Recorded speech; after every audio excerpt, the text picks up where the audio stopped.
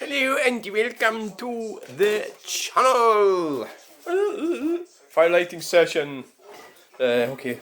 Where are we going to do? Where's the? I wasn't sure whether I lighted fire actually, because it has actually got warmer than it was.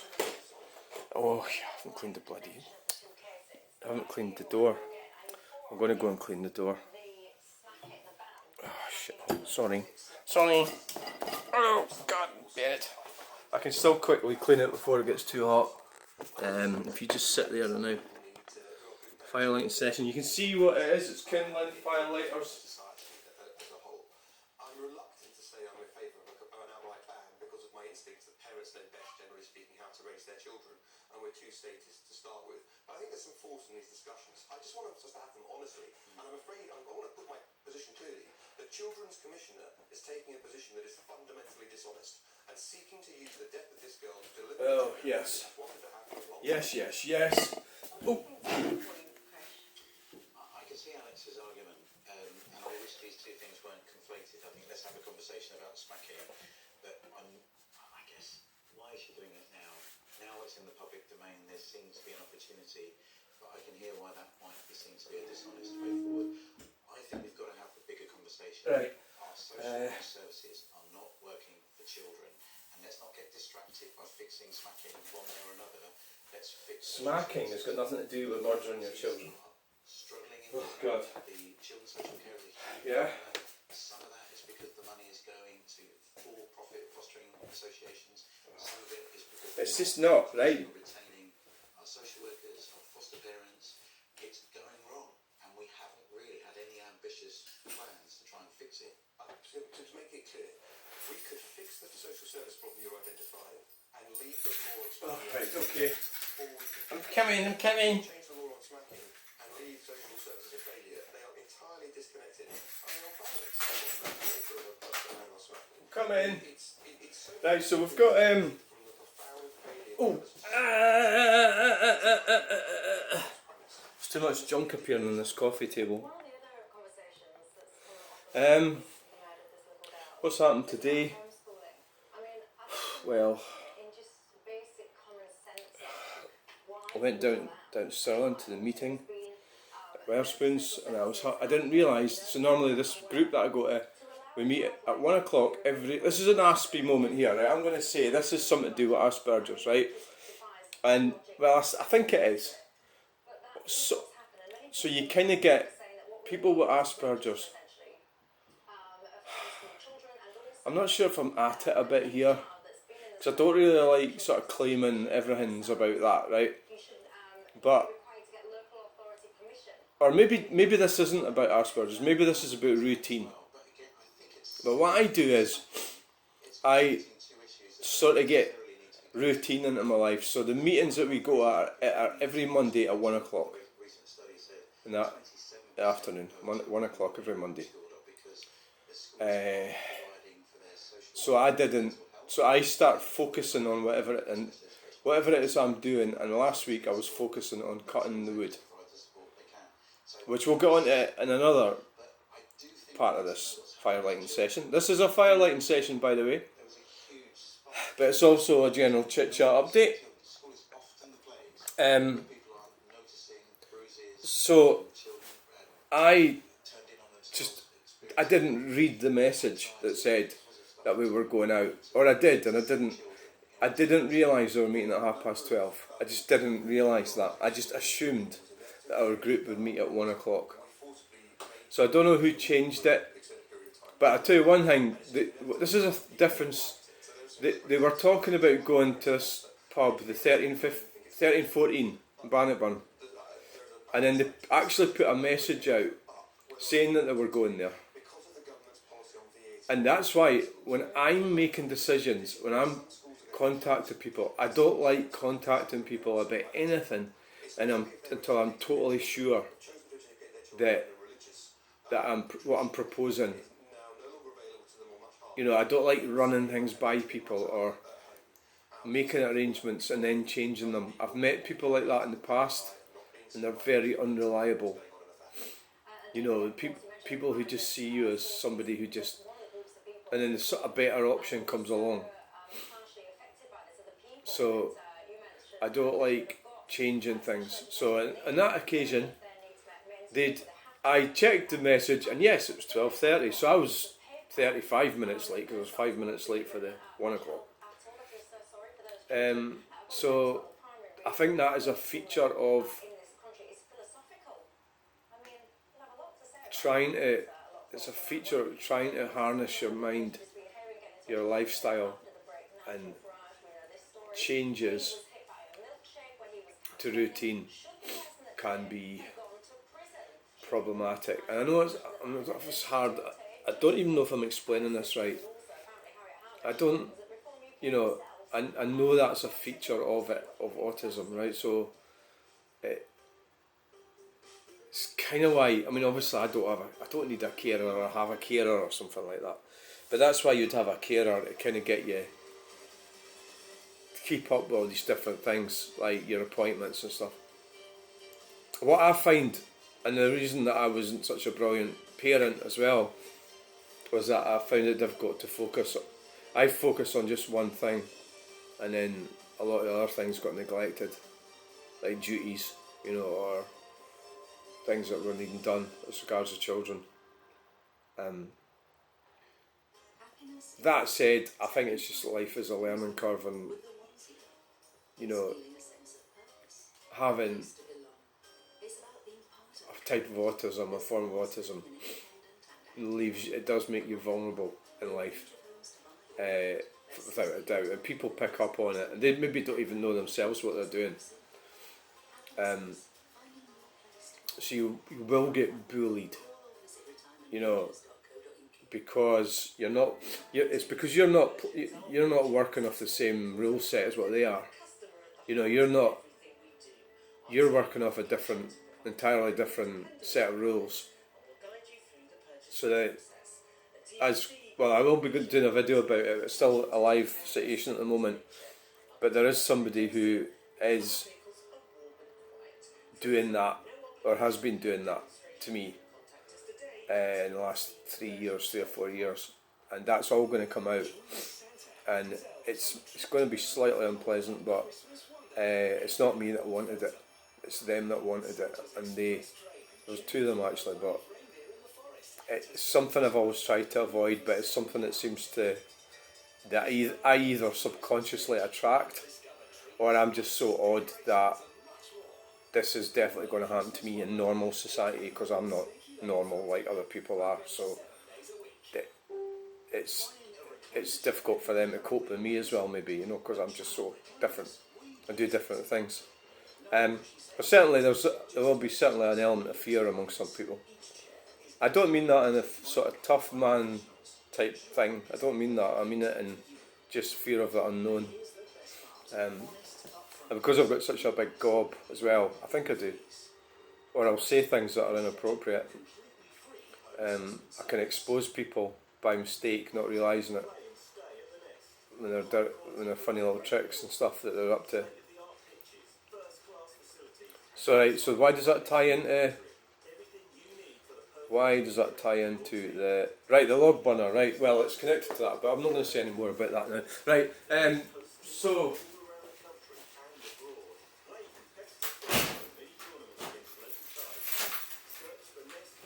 Wow, that fire really is going, isn't it? Right, so there was a message came in. There was a message came in for a guy about free wood. And this is really interesting, actually.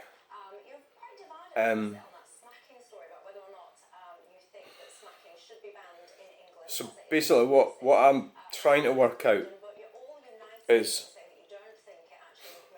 well, I'm saying how much it costs to run one of these things. So when you can use this when you're talking. Well, I'm going to pull this back a bit because it tends to conk out if it gets. I'll just have to hold it. We'll zoom it in because it does get it does get hot and it stops working. So I roughly worked out, what was it again? Was it £112 a month? I worked out how much it cost me from the wood that I bought from Chamfleur Estates. So I put a video up, and it was, off the top of my head, I think it was £112 a month over since September. That's how I worked out it's cost me. I've still got some of it here, and I worked it out roughly when it was going to end. And so I got a comment in saying it doesn't cost anything if it's free wood. So in the meantime, I did buy the Chamfleur Estate wood from Chamfleur Estates. I've also been procuring wood, right, from various different places. So some of that would be classed as free wood. So what I'm interested to know is how much this free wood costs, because it's not free. So I said to the guy, I don't know if I'm handling this wrong, but I says, I think you'll find it's not free, right? So you've got, he says, well, I'd like to, so he wants to know how much it costs. Why I've got to explain it. So I says, well, you can work it out for yourself.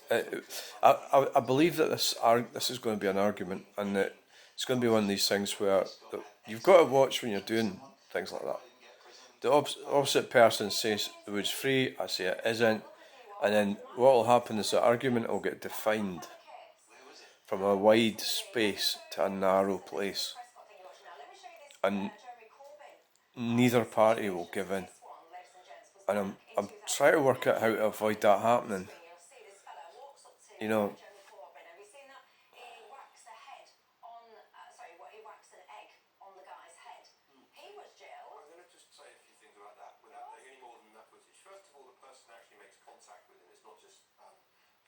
So so he came back with, I says, you can work it out for yourself, but I am hoping to try and work it out. So he came up with the cost of his his vehicle. So that's quite an obvious one, isn't it? I mean, the vehicle, the fuel, So he says the minimal cost or something. I think he was trying to minimalise the cost. I think you'd have to take it cost per mile, because you'd have to sort of roughly work out where you're getting this wood from. So where did I get the wood from? Well, I got some of it not far from here, about a mile from here, and I got some of it about 7 miles from here, and mostly it's from round about here. I got some of it up at Windsor Milton in the car. So the cost per mile, I think that'd be the way you'd work it out. So let's just say, so sometime I did pick some up 7 miles away, and I picked some up. So you're talking about, what's the mileage? What's the cost per mile? And I'm talking about that batch that I've just cut up. Is it 15 miles that I've done to get that wood, or 20? So that's 50 pence a mile for a van, to run a van. So that's 20 times 50 pence, that's £10. And then you've got to take in, well, he said it's free wood, and then he's saying that, so I suppose he's kind of admitting that, so he's changed that a bit there. He's admitting that there's fuel costs, right? So it's £10, and then you've also got the cost of the chainsaw. So roughly, if you buy something new, you should be able to get half your money back on it, roughly speaking. So in that case, it was just under £100. So I should probably be able to sell that for 40 or 50 quid if I wanted to. I don't want to, but I could if I did. So I don't know how to work that out. Also, the electric was not free. So how much did the electric cost? Well, I don't exactly know. Was that a fiver? Was it 10 quid to cut all that wood up? I don't know. We'll just say it was a fiver.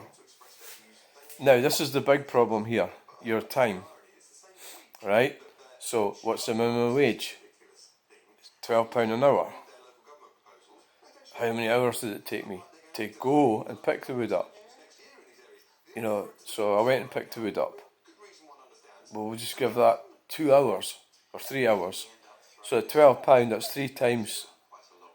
That's £36. So we're looking at £56. This isn't including the cost of the chainsaw. I don't know if we should include that. I think we should. I think you should, yeah. Because I'm not going to sell the chainsaw, am I? And the axe, the log splitter, so that was £90. Alright, yeah, 90. So, okay, right. So now we're looking, say, £200. £200 for the chainsaw, £100 for the log splitter. You might buy an axe. I don't know what it's going to cost. £60, maybe 30, I don't know. And what I don't want to hear is all these experts coming on telling me that I'm talking a lot of shit and they know more and I'm too slow and I'm not doing it right. I'm talking about a rough cost. You know, yeah, I know that you experts will do it half the time it took me to do it. That's just what you tend to get these experts come out of the woodwork. Maybe you've got more experience in that sort of thing than I have and you know how to do it better. One mistake that I made was letting the wood lie out in the drive and it was wet and it froze up. In the future, I'll need to dry it. Mind you, I'm just setting this thing up. I'm setting it up. This is at the early stages of. I've only had it a year, so I've got the bin stores. They're coming this week. They're going to get stored in the bin store. And so what are we looking at? £230. Did I include the electric? I think we're looking, including the electric. Oil for your chainsaw. You don't get free oil. You're looking at £250 so far. Do you know £250? Now, hours. How are you going to do that? Hours? Well, collecting the stuff, we're going to round it up to £300. That means you need to be paid for the time that you spend driving to the location to collect the wood. So we're looking at £250, £300. So the guys, let's move on now. We're still talking about the cost. There's guys cut a tree down round the back. I asked them if I could have the wood. They said yes. They brought it round. They didn't want any money, so I gave them £20. I says, here's £20, go and buy yourself your dinner, right? Because, so really, I was kind of giving them something for being so kind. They were happy because they were getting rid of it. But they brought it round. They could have said to me, yeah, come and get it. Okay, it was only just round from where I live, but, so that's £320. Now, the hours cutting it took me a couple of weeks to cut all that. It did, yeah, split it. What was that, 4 hours a day? 5 days, 4 hours? Well, 4 days. So it was 8 days. How many hours did you spend doing that? About 4 hours each day? Over 8 days. Right, so what's 4 eights? 8, 16, 24, 32. Let's just call it £10 an hour. It's easier to count. 32 hours at £10 an hour. Remember my maths is shit. £10 an hour over 32 hours. How does that work out?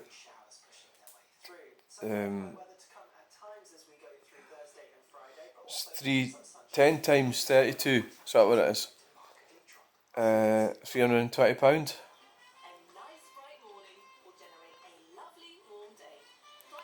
Oh God, 10 times 32. £320, is that right? 3 tens is 30. 3 20s. Is it? I don't know. 10 times 32. 32 is £10 an hour. It's 32 hours. That's 10 times 32. You know, I don't fucking know. I need to get a pen and write that down. 10 times. Ugh. Oh shit. Right, 10 times 32.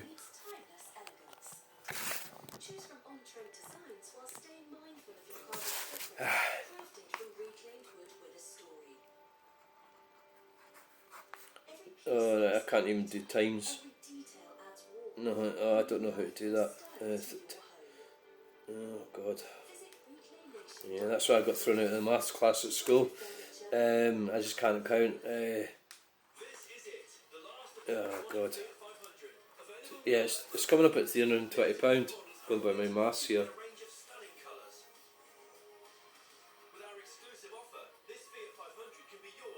I can't be right on this. Alright, so we're looking at all that wood that I prepared. Now this is a bit vague. So it was 300, so that's £620. That was let's say that was a rough estimation, wasn't it? I mean, it was rough. Don't get me wrong.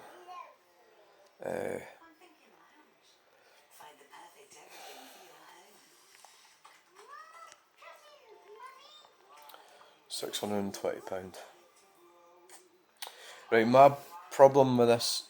So then he's going to turn back and say, "Well, I'm not charging myself for doing it." So that's a fair point. Oh God, the phone's gonna cut out. It's got hot. It's because I moved it down there. So okay, so the batch that I've done is £620, and that's for me doing it myself. Right. I'm guessing it'll last 4 months. I don't know how am I going to guess that. I don't know. It's all lying out there. I've got the log store coming on Wednesday, so I'll get it in there and we'll have an idea how. I'll be able to judge it going by the other stuff that I burnt from Shamfler Estates, because it was 2 big bags. So I reckon it's equivalent of 2 big bags. It's what I've cut up and what I procured myself, and I reckon it cost me £600. That is if you give me £10 an hour for preparing it. And you might say, well, but the thing is, I could have gone working for somebody for £10 an hour. See what I'm saying here? So I should have been doing paintings and drawings, art. I should have been working, doing stuff, right? But I wasn't. I was doing that. I was doing wood, and that's because I'm semi-retarded, right? So I can do stuff like that, right? I don't know what you do. It could be that guy maybe gets to do that during his work. I used to do things when I worked for companies.